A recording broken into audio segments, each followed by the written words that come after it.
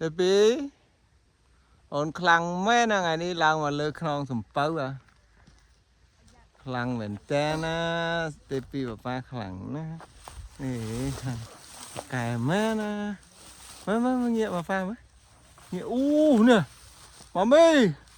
អូអាយស្អាតអូស្អាតងាប់ហើយនេះអូចំយ៉ាក់ទៅអស់លេងទៅថតមុខ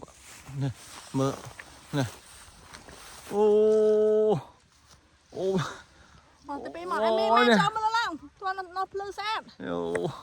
នេះពណ៌មាសហ្មងមកឡើងចូល5នាក់មកអត់ទេថតវីដេអូតាដល់ហើយទៅចូលអូ